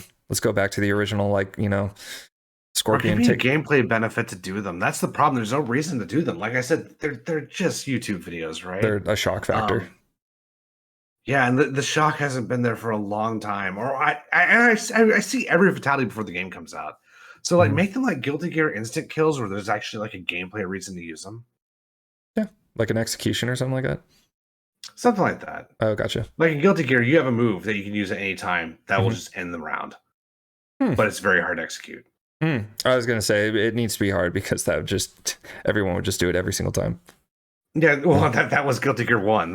They realized before the game came out, like, this is a problem, but it was too late to fix it, so Guilty Gear 1 is just this busted instant kill game. That's funny. Okay, so but yeah, variations. Let's end on that because you have a lot to say about variations real fast because I want to hear everything you have to say about those. I personally do not. I think KX variations were cool at first, but you kind of had this realization that there's like one, maybe two variations per character that actually like were viable. I liked that you could, for instance, Mournful Katana. A lot of people didn't like that because they're just like, why just put Jade in the game, and that's kind of why that's kind of my point with variations, is that if you're going to spend that much time making variations, and custom variations was just awful. I just did not like that at all. But if you're going to spend that much time making all these different variations, just take that time and add more characters in the game. And the thing I always said about variations is that restrictions breed creativity, in that you have to manipulate the system to get the greatest outcome. And with MK9, we did that really well. And so you had to find all these creative ways to get the most amount of damage possible. And with variations, I just think it made things a little bit too open and, too much freedom in there. So especially with custom variations, it was just like too much instead of giving you the ability to be more creative with what you're given. So that's just how I felt about them. Well, I think the first thing I always do with this topic Mm-hmm. is we need to separate variations from customs. To me, variations was an MKX exclusive mechanic. I don't consider what MK11 had to be anything close to variations. That was true customs. Now Yeah. there were virtual variations with presets, which you had to use in tournament. But I would say in the now though, what At MK11 first, has is in yeah, November, initially, yeah, right? yeah, at first. And I would say right now that I would not want anything like customs ever again, just because. Well, there's a lot of reasons, but for Mm-hmm. one thing, I feel like they don't. There isn't. Razor talks about this a lot. There isn't enough creative potential to create that kind of system for most characters, right? Mm-hmm. However, I feel the opposite about MKX, right? I love variations. I think for the most part, they were done well. Mm-hmm. And there were a lot of characters who had three very solid variations. I think where the whole one or two at most variation thing comes from Mm-hmm. is there was always the most optimal variation plus the matchup variation. And the third one was just kind of out there. But I think that's the wrong way to look at variations. The way variations should be looked at is are three opportunities for the character to be cool. And I would say for most of the variations of the game are perfectly viable. Um, Mm-hmm. like you have Unbreakable, which is very weak. That is a true low tier variation, but you can win a tournament with Unbreakable Sub Zero. That's still possible. But then you have characters like Reptile, Ermac, Johnny Cage, all Shinnok, I would even say is in there. All these characters had three very strong variations. Now with Reptile, you're probably going to use like I would say Nimble, I think, is probably the best. I Mm-hmm. don't think Deceptive aged well. But like Melina, even like you're probably not going to use Ethereal, But if you fight a tournament level ethereal player, you're in for some trouble. That is not an easy match to fight. Scorpion, Inferno got nerfed to irrelevance, but it's still probably a decent variation. No one on Earth used Hat Trick Kung Lao. I thought that was the coolest one, but we never ever saw it in tournaments. So, but it's still a very very good. I mean, if Hat Trick Kung Lao gets a knockdown on you with and that hat is out, you're guessing. And best case scenario, you're in pressure, right? So I don't know, man. Like Aaron Black, I think also had 3 pretty good variations. So I think the viability was definitely there. Just the optimization was the problem. Yeah, don't get me wrong. I mean, they all played different. I'm not ignoring that, because like for you mentioned like Melina, Ethereal versus Ravenous versus gosh dang it. What's the last one? Piercing. We're all great. Even I had to think about that. Yeah, it's like something to do with her size. Piercing, even though tournament wise, Piercing was probably the only thing you would ever see. I personally liked Ravenous, which was considered like a low tier variation, but Katana had I think Katana had really good, even though I felt like Assassin and Royal were very similar in that. I mean, they definitely had differences, but it's like it wasn't like Jade. It wasn't Jade. Mournful, where you were pretty much Jade. But yeah, they had good variations, and I liked it at first. I just felt like over time, pretty much like after the first like year or two, we ultimately discovered what is the best variation of that character. And but I liked how because custom variations I think killed it, because if you are going to have variations in it, one thing I really liked about MK, you mentioned in MK9 how I think it was a Foxy Grandpa who not only exploited Johnny Cage as good, but also as a problem. Was it? I would say that's true. Yeah. Okay, so and MK9 when he did that, I thought, to me, that's so cool that a player could find something can find something within a character that is not supposed to be like as good as it is, and then find out, oh, not only is it good, it's like broken, and so it's like it's kind of like more like Mournful Katana. It's like nobody really used it. I didn't see a lot of people. I saw KP Prime, Katana Prime use it a couple times, and a couple other people use it, but it's like I think KP is the only one who actually used it like tournament wise. I could be wrong, but it would be cool. It would have been cool to see somebody use a variation that's quote low tier, and then also be like, actually, no, it's a problem. And that's what I really liked about that with Johnny Cage, how Foxy Grandpa did that. But it's like I feel like that's kind of like you wouldn't be able to do that with customs. You wouldn't be able to do that with all the different variations, because of the lack their variations. You had to figure things out. With MKX, it's a little more complicated because like it's still not obvious how to play that game, right? It really is. I always compare it to Marvel 2, where we're still learning new things about. Like apparently the big thing recently has been Tremor, right? Like everyone's like, "Oh man, Tremor is such a problem in that game." I think Ketchup and Mustard made a video recently about that, and that's probably true. But like I think I like variations. I like how Ketchup and Mustard always like go back. It's really cool how they're like, hey, let's talk about Mortal Kombat 3 Shiva. I like how they go back and do that. But it's not. I haven't watched the video, unfortunately.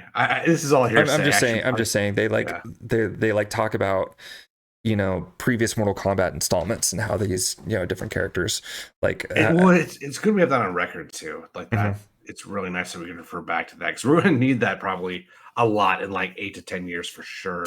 But Anyway, you were saying. Oh yeah, well, I mean, like no one really took Raiden's teleport variation super seriously, and then Perfect Legend would show up to a tournament and just body people. Like I love that, right? I think Chris G exclusively used the bow and arrow variation for Kung Jin Mm-hmm. and was just bodying people. Mm-hmm. That was really early on, by the way. I think Ermac's best variation has changed like 4 times over the Yeah. course of the game.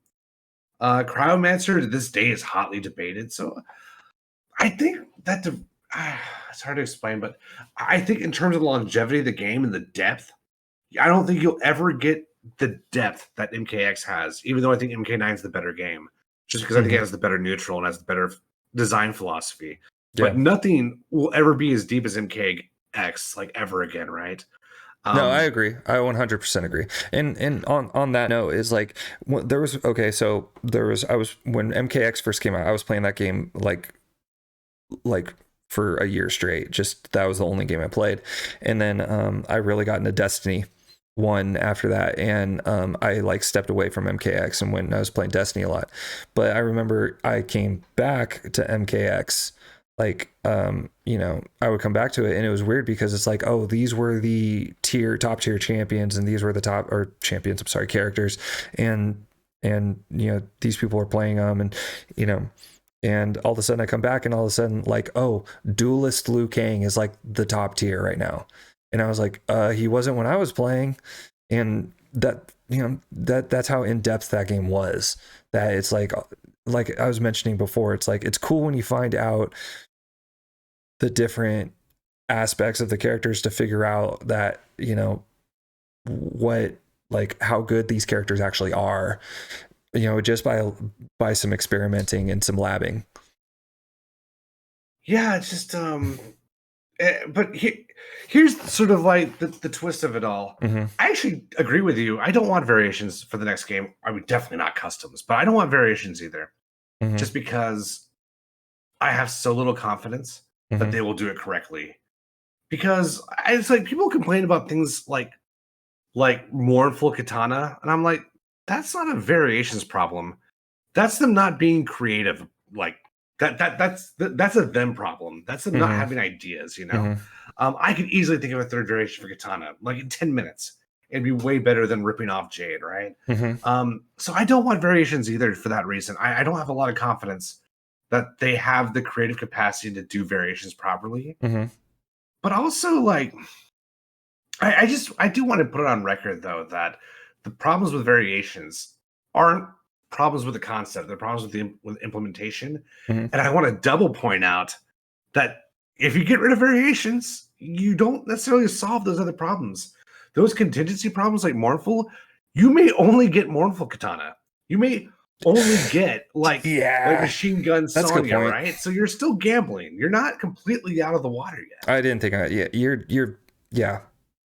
Although I would think that would be super ballsy to go with just a mournful katana as like the main way to go with katana if that was the case. But you're not wrong. Yeah, I agree with you and I see that point. Yeah, I think Sub-Zero in many ways MKX was a redemption story for him because they built his whole character around the clone in MK9, Mm-hmm. and because of that, they couldn't buff him because Mm-hmm. it's like Cage is one of the best characters in the game, and Sub-Zero beat him like 6-4. It's like, Mm-hmm. are you gonna buff? Like that's why we probably don't have a clone in MK11, but yeah. So believe it or not, that actually kind of covers all my thoughts on variations. Mm-hmm. I would just say like they weren't perfect. They did a lot of good. Mm-hmm. I really enjoyed them as they were understood in MKX, Mm-hmm. and getting rid of the variations is not going to solve. People hate possessed Kenshi. Possessed by what? What even is that? How did he get possessed? How did the souls break out of the sword? Why are they possessing Kenshi? None of that's obviously canon. But watch MK12 come out, and you only have possessed Kenshi. So that's my word of warning to them. Mm-hmm. But I am nonetheless in agreement. I think variations are too risky at this point in development. There's too much at stake. Yeah, I mean, and yeah, the one thing like what you just said just now is like, it's too risky at this point in development. One thing Shinobi pointed out to me like off camera was that, and I didn't know this, and I've never heard this confirmed as with evidence, but he was saying that when the development of MK11 at first, Ed Boon was just like, no combos. I want to do these big heavy combos like we did in MKX. And then like then halfway through development, he was like, I think we should do combos. And so the entire development team was like, okay, what do we do now? And so it's MKX. I feel like it's like you had MK9, this is what we're doing. MKX, this is what we're doing. And I felt like in MK11, it was kind of like you can, if what Shinobi was saying is true, then then you can kind of see that in MK11's like play style, you know.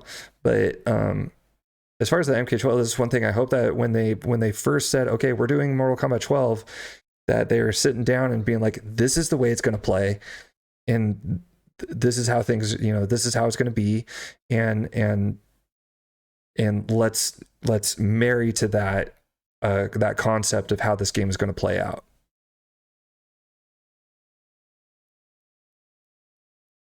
Yeah, man, time will tell. I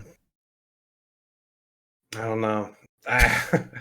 Yeah. I'm not necessarily nervous for MK12, but like that it's gonna be extremely curious to see what they do. I think one of the best parts about MK11 was when the reveal trailer came out, and it's like it was nothing like we expected. Just like MKX was nothing like we expected. Like they put the KOF short hop in an MK11, right? So fingers crossed, man. And I'm you're kind of like, it could be good, it could be not. I'm okay if it's not. I'm okay if it's not good because I have other things. I can see that point, but it's like, for you, but for me personally, it's like I have high hopes for MK12. I'll be heavily disappointed. I'll be pretty disappointed if it's not what I think it's gonna, or not what I think it's gonna be. Just if it's a disappointment, that's kind of like, gosh dang it, you know, again.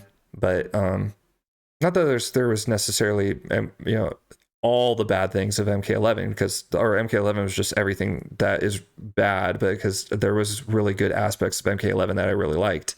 But it's just, I have hopes for it, and I feel like it's in a place where it could do really well. I mean, I will be willing to bet on. It will do very well. I think the success rate of MK12 is going to be huge. But it's coming out at sort of an awkward time, right? Street Fighter 6 and Tekken 8 are all showing up to the same party. And my thought, it's gonna be curious, man. Yeah, and then you got Rollback introduced to Guilty Gear, and then Sam Show. You got Rollback coming back to Dragon Ball Fighters, and this is going to revamp those games a lot. And then my opinion on when Project L is coming out has changed dramatically. I think it's probably going to be another year. At first I was like, I think it's going to be coming out by the end of this year. And I think it's going to be coming out next year. Probably like, if I was to guess, it'd be like next summer. Cause I just don't think it would be a very wise decision to come out when 3 other fighting games are coming out. But anyway. I mean, Project L, dude, like, I already forgot about that game again. And it's not because I don't care, although I'm not invested. I'll say I have no League of Legends background. Right. But, like, it just, it comes like the wind and it disappears the same way, man. It just, yeah, it's just like, it's a reminder that it still exists and we don't hear anything forever, right? So I wish it luck, but, I'll probably close on that, dude. Yeah. All right, bro. Just don't ruin Lee May. That's my final thoughts. If Lee May's in, don't ruin Lee May. Yeah, I'm the same way. If Serena's in, don't ruin Serena. I'd actually be more pissed if they ruined Serena. Like, Lee May's my second favorite Mortal Kombat character, but Serena is Serena. Do not ruin that character. Yeah, I agree. All right, bro. We'll talk to you soon. Yeah, take care. All right, later.